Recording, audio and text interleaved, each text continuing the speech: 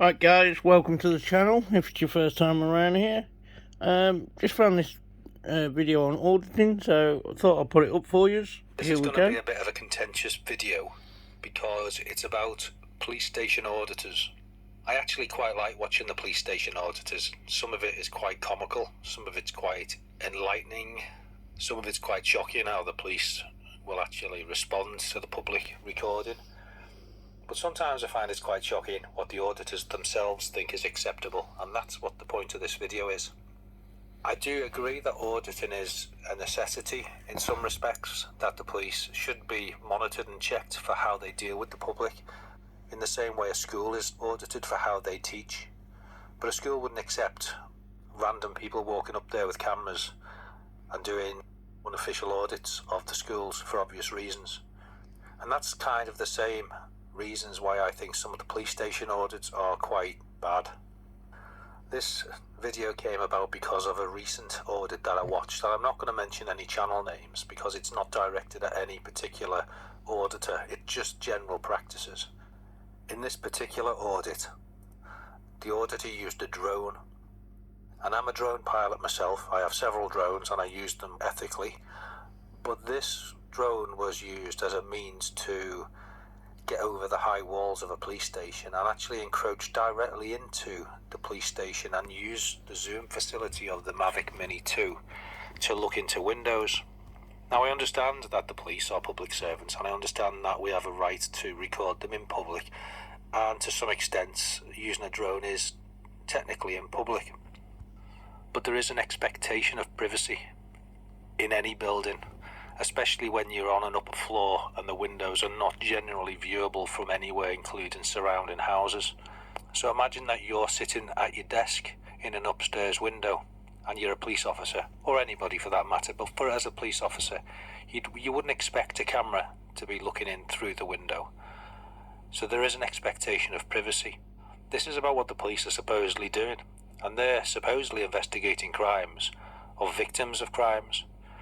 So putting a drone into a window where there is an expectation of privacy could actually reveal imagery of victims. You can actually see a victim possibly giving a statement. So imagine this. Imagine a rape victim has gone to the police station to give a statement, and a drone operator decides he has a right to fly his drone over and above a police station and start zooming in on the windows and publishing this on the internet.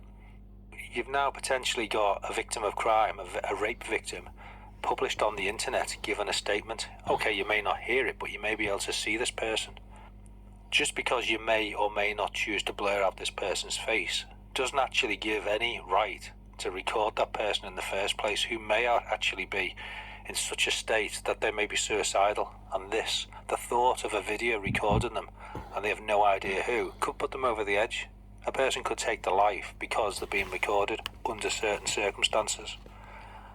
Maybe you could have a female, or a male, but a female going to the police station anonymously reporting domestic violence and giving a statement, and the violent partner could actually then see them on YouTube giving a statement.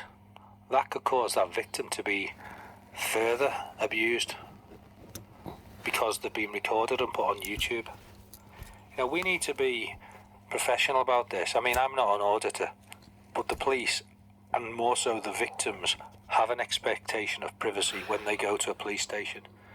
I mean, even just at the front door of a police station, auditing needs to be done correctly, because a rape victim or a domestic abuse victim could be caught on camera just walking into a police station. And just that alone, published on the internet, could put that person in so much trouble just to get a video of a police interaction. If we're going to do this auditing, if this auditing is going to take place, use a bit of common sense, use a bit of morality about it. Don't put victims at risk. You know, it's all very well recording a police officer, you know, getting into an outrage or abusing their powers. That's what an auditor's about. I've actually been in the unfortunate position where I've actually supported and helped a rape victim, and I've helped that person go to a police station to give a statement, and that person had to go to a secure area in a police station. Now, if there was an auditor outside that building recording this person wouldn't have gone in there, wouldn't have been able to give the ABE, wouldn't have been able to report this violent rape that she had to suffer. So think about it. Auditing is not about putting people at risk. It's not about putting victims of crime at risk. It's not about abusing people's privacy. It's a bit of common sense. Come on. You know, it's not about making a few quid on YouTube. It's about auditing the police correctly and ethically.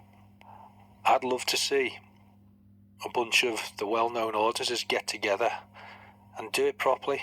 Create a group, a proper group, a federation, an organisation of auditors who come up with their own code of ethics. A code of ethics that auditors should abide by.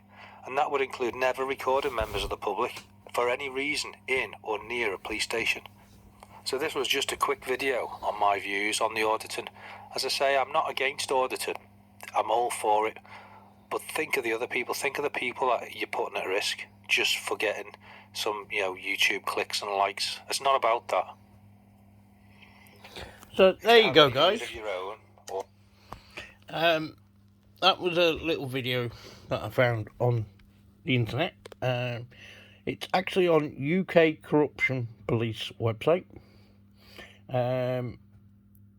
So please, let's all think about whether we can do this and actually come up with a code of ethics for us all. So come on, Marty B, come on, Live Free, on Blackburn Audits, come on, Auditing Wales, come on, Auditing Gentlemen, and the rest of you auditors out there, please contact me and let's see if we can get a code of ethics going for certain things. Okay? Thank you.